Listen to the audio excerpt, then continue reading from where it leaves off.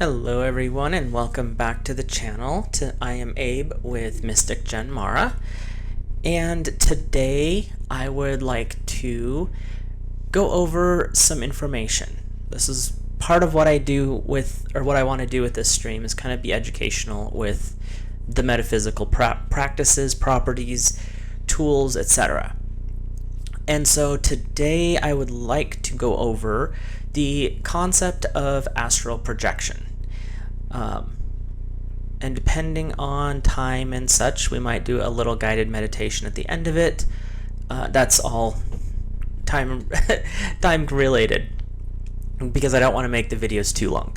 So, by definition, astral projection is a supernatural phenomenon in which a person's astral body, one of your energy bodies, is said to separate from the physical and travel to a different plane of existence. So the astral body is one of, as I said, several of your energy bodies, which we've discussed in previous videos, and we all possess an energy field around us, which has different layers, and each of these layers is called an energy body. In my view, this is personal opinion, this is not someone else's, but how I was trained and how I researched and studied this is the one that kind of resonated the most for me. The etheric body is the closest to the body. It's the energetic blueprint of our physical form, and this particular body doesn't actually leave. It always stays here because it's about, half an inch or so out. It's the one that when you are first learning how to feel energy with your fingers, when you push your hands up towards somebody, it's that really close field. It's about, like I said, half an inch or so that radiates out from the body. The next layer out is the astral body. And the astral body, as the more sensitive you get, that's that one when you can tell when someone's getting close to you and they're still like a ways away. But the astral body starts at approximately 1 inch and extends out to, depending on the person, about 3 inches from their physical body. And this is the body that we can use to send part of our consciousness out and go wandering. And when you're dreaming and you have that really strong sensation that it's a physical dream, like you're actually somewhere else, the lucid dreaming type energy, it's when your astral body takes off and drags part of you with it. And we dream like that a lot, honestly, but that's getting ahead of myself. Astral projection is technically an out-of-body experience. So when you have those times when you feel like you're floating but you're still awake, this is unintentional projection. When you're dreaming, really vivid dreams like that lucid dreaming concept, this is also a form of astral projection. So if you're sitting there and you're out in, this is when it happens to me anyway, is when I'm outside and I'm just kind of chilling, laying on a rock, lounging on a tree, feet splashing in the creek, whatever. And all of a sudden you kind of have that lightheaded, like you're in two places at once. It's because part of you is in another area, and it happens. When it's unintentional, it's not something you can consciously control, but when you become aware of it and you really start practicing, you can start to control when it shifts out. You can go with it or you can stay in your form. It's up to you. So in a lot of ways, it's similar to remote viewing. And remote viewing, and they don't like to talk about this, so this is conspiracy corner time, was actually studied by the government of the United States and Russia during the Cold War. Although they didn't admit it at the time, documents have come out from Project Gateway have shown that our government's been researching this at least since the 1950s and 60s. It wouldn't surprise me if you dug a little deeper and found out it went back further than that, but that's where I found it the most. And it was Project Gateway if you wanted to look into that. We also know that our government loves to spend money without telling you what it's for, and this was extremely classified, so there was a huge chunk of money dedicated to this extremely classified, really redacted. Even today, it's a lot of the information you're going to find is redacted significantly, like certain information is restricted. And the reason is it was really effective. They won't talk about that. They claim that they stopped doing research in the 90s. Personal opinion, yeah, right, that was a good cover story though. The theory goes that when we enter a meditative state, we shift our awareness into our astral body. and it allows us to slip into the astral realm, which is an energy field that's outside of our standard awareness, and we move outside of time and space, because the astral realm is not somewhere you want to hang out all the time, but it's good for motion because there's no time and there's no space in that area. And so when you're in that area, you can access knowledge extremely easily. When you're moving into, if you're in meditation and you're moving to look into your Akashic records, you're going to pass through the astral plane because it's literally just a transport lane as far as I'm concerned. It is a way to access these higher frequencies. It's a way to step outside of yourself. But like I said, the astral plane is literally just, it's a highway. You're there to go somewhere. You're not there for a position. And in my opinion, there's not much interesting there. It's not like you may have some cool experiences there, but for the most part, astral travel and astral projection in the astral realm, the astral field, is strictly to move you into another spot. It's extremely necessary if you want to start really working. No, not necessary. It's extremely useful, put it that way. You can literally zoom through space and time with a simple thought, and then you can shift into that other reality and watch what's going on. You shift out of the astral plane, and when you do that, you're still in an astral body. And there's a couple of science fiction books that I found highly entertaining, and if they're still in print, I will link them in the description, because they talk about kind of like if our government continued this work and it kind of slipped into the public mind, where it could go. And it's kind of militaristic in its writing, but it's really fun books. So I'll see if I can find the information, and I'll link it in the description if I can find it. If not, I'll at least let you know the titles, because they are fun if you can find them in a used bookstore too. When you shift into the astral, you can see things in a three-dimensional, like depth perception state, or it can also be just a simple screen, like you can watch a movie with it. You think of the place, time, and event, and it's around you, so you can examine that scenario. It's helpful if you are trying to understand in your healing process why a certain thing triggered you so much. You can go back and you can look at it from an outside perspective where you don't have emotion, and figure out kind of what was going on. Like I said, it's just kind of a tool to help you work in that respect, and it's also something we'll move into that here in a minute. I have a list of notes and I need to stay focused. So when you practice this activity, you're going to notice when you first start bouncing out that there's a silver cord that connects your astral body to your physical body. This is your quote-unquote rope that allows you to pull back into your body at any point, especially if you're feeling panicky. It's going to retract you quicker. There's a theory, and you take this for what it is, it's a theory, that if this cord is cut at the point, the cord is cut at your point of death, and there's some people who believe that there's a way to cut it while someone's roaming around. I don't believe that personally, because I just don't believe it. Astral travel in the beginning is extremely tiring. Just putting it out there. It uses an energetic muscle that you'll have to start to strengthen up over time, just like any other muscle. But eventually, and this is the cool part about this, is once you start to really work with it, you can stay in that meditative state, the astral state, for longer and longer periods of time, which comes in useful when you're trying to work through situations that you've are trying to heal from. One of the tools that I found is kind of useful in the beginning is you can set an intention before you go to bed to visit an angelic school, so when you go to sleep, you automatically project anyway, it's your dream state.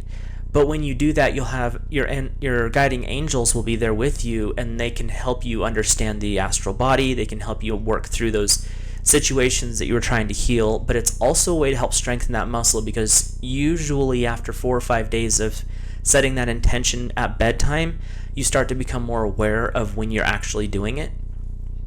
And that's part of what the angels can help you work with and help teach you how to use that. So the thing with this, though, and this is the reason you don't want to do it more than 3 or 4 nights a week, and that's pushing it. So just pay attention to your body. Even when you're doing this when you're asleep, your body at that point is not resting. You are actively in a process, and that's why you don't want to set these intentions too frequently. You want to practice, but be aware that when you're tired, you need to not do it that night, type of a thing. As you practice with astral projection, and this is something that comes way down the line, and I guess it depends on the person, but in most cases, unless you're highly spiritually developed, this is not something that's going to happen too quickly. And it's the phenomenon known as bilocation. And this is when you're awake and aware within the physical body, you're here. But at the same time, you can feel yourself traveling in the astral form, so you literally are consciously aware of two different points. In some cases, bilocation can have a physical effect. And if you look back to references by the Catholic Church, it's an odd source, especially when you've heard some of my views in that respect. This is something that they believed happened with saints. They called it something different. But it's where you knew the saint was at this location, but at the same time, hundreds of miles away, mind you couldn't travel fast in those days, you would see the saint in another location, sometimes 3 or 4 locations. There were eyewitnesses that knew this person and saw this saint in multiple locations. It's one of the ways that people ended up being sainted is because they had these supernatural, quote-unquote, abilities. The primary saint that they believe could do this was Saint Padre Pio during World War II.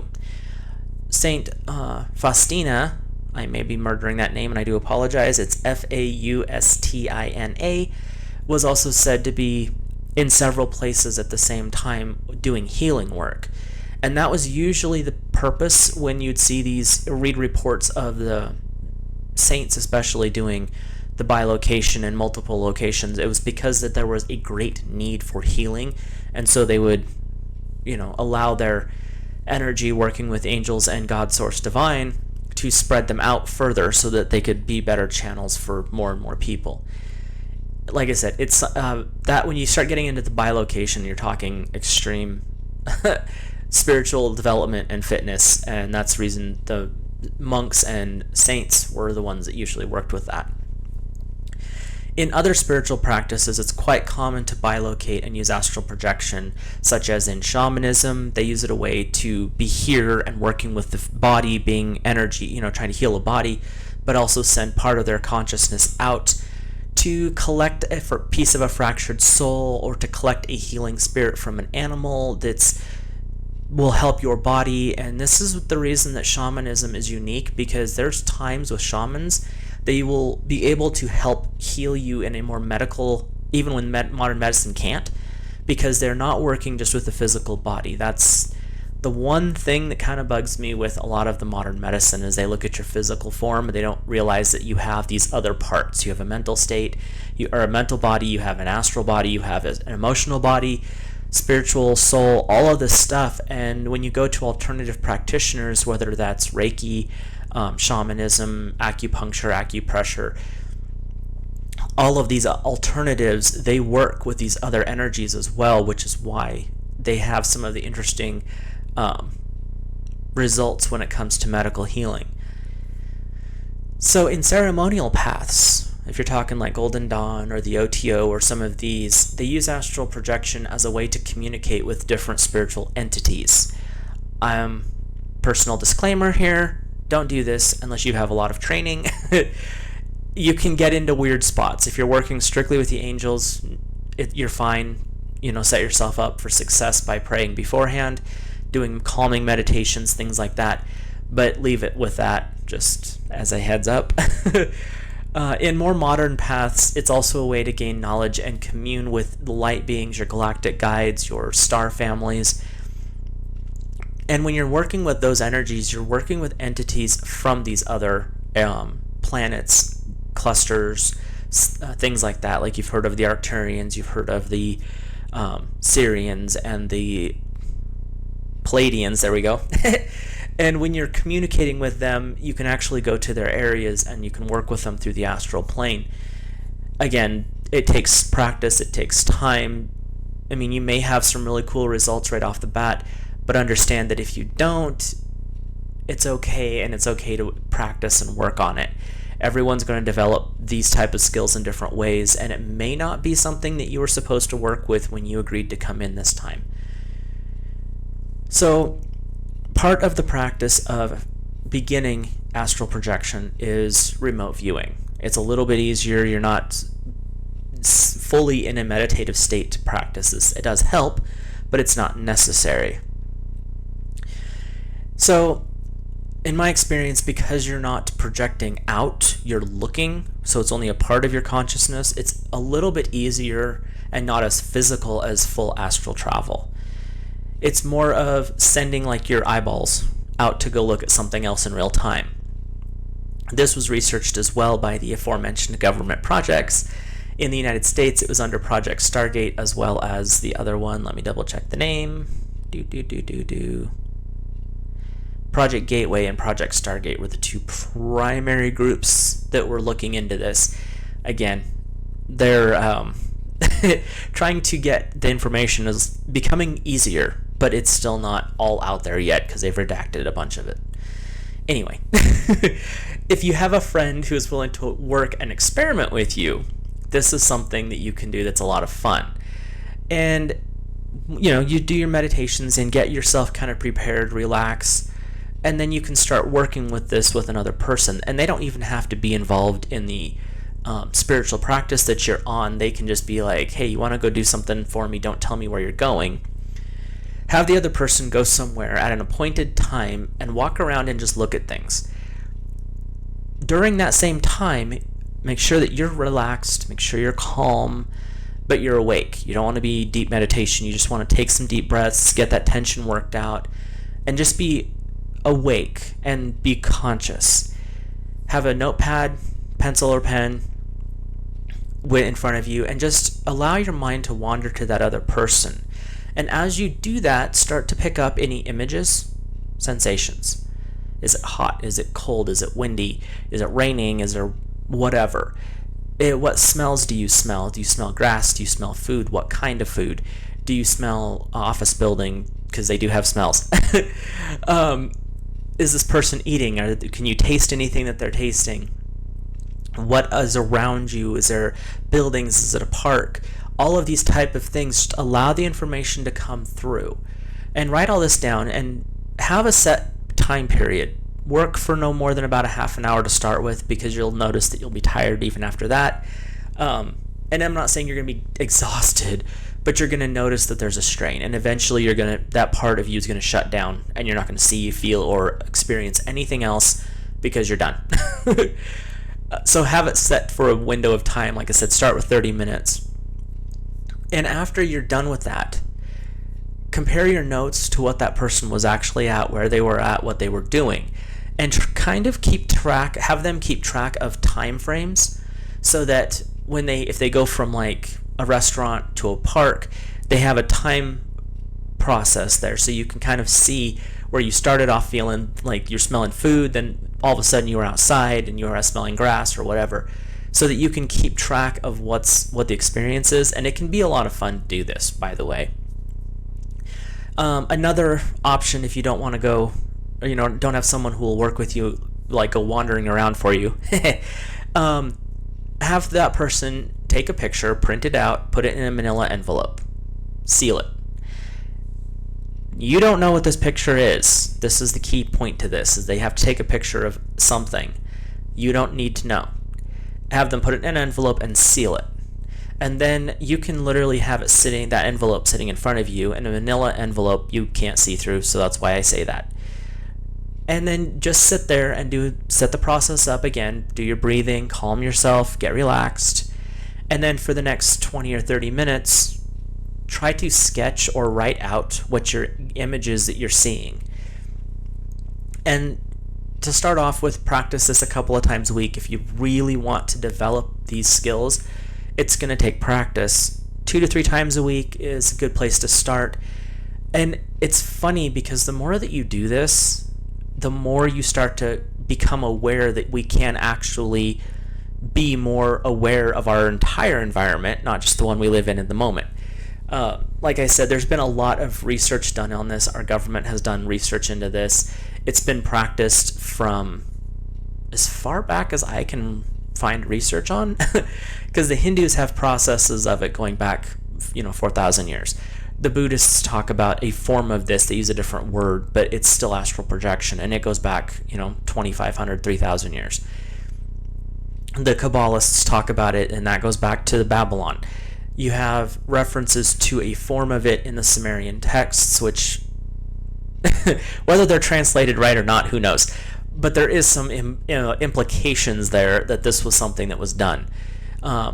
There were periods of time where they thought that only divine could do it, like cleric type people, or the monasteries, or the priests and priestesses. But now we are more aware that this is a skill that we all have. It's just a matter of practicing it. So, if you are interested, and I've got some time to do this, so we'll go ahead, and you want to practice just the sensation of the astral form. And this, we're not going anywhere, we're not doing anything. This is just to let you know that, kind of have an idea of the experience. There we go. If you want to settle in, don't be driving or operating machinery or anything like that. Try to get away from distractions where you can just be in the moment and get comfortable. I'm going to grab a drink real quick. Still learning all this new technology.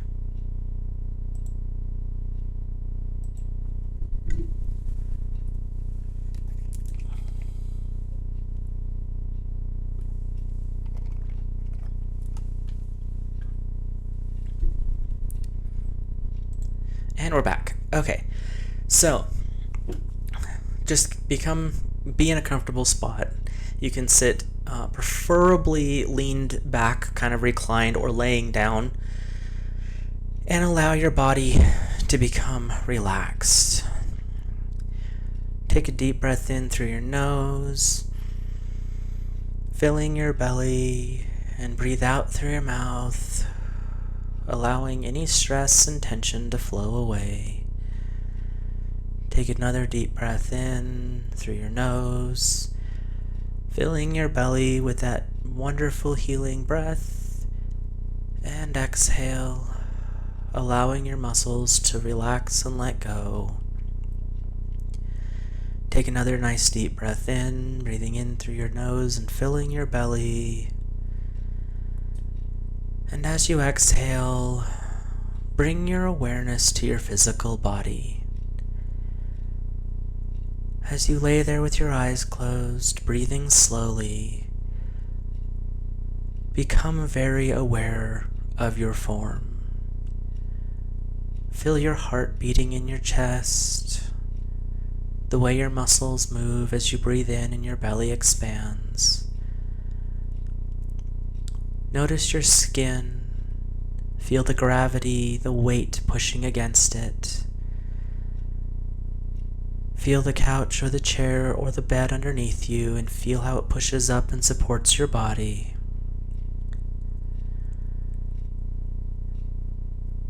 And as you become aware of the physical form that you're in, notice that there's a slight glow around your body. This is your etheric body. This is the next energy form out from your physical. Feel that energetic blueprint of your body and your mind. You're observing from the inside, but you're aware from the outside as well. Shift your attention from your physical form, feeling that gravity on your skin and your heart beating. Bring your awareness to this etheric body, the body that's just outside of your physical. As you feel into your etheric body, you'll notice that it's like you're hugging your physical form. It holds all of the blueprints within your body. It shows you your DNA, It shows you your physical characteristics. Really pay attention and bring yourself into this energy field just outside of your body. And once you're aware of what your etheric body is holding, shift your awareness from looking in your etheric to looking outside of your etheric. And as you look from your etheric body to the outside, you will become aware of a body that is very, very light. It's an energy body that is made completely of light energy. This form is your astral body. When you first become aware of it, it may just be a pure white light. It may look as a white swirling light, or it may come through as another color. Allow the form that floats just outside of your etheric body to be whatever color you are more comfortable with. Notice that this body of energy, this light, moves and shifts surrounding your etheric body. You feel it in front of you and behind you, above and below. And as you become more comfortable with seeing, feeling, or experiencing this body that's outside the etheric, allow your mind to flow out into that light body. Bring your awareness out of the density of your physical and your etheric into this higher light energy. Bring your consciousness as much as you can into this higher field. Feel the light as part of your awareness. Allow this energy field, this astral body, to become more and more real for you. And as you float in this state, realize that you can move between time and space. At any time you can shift and believe.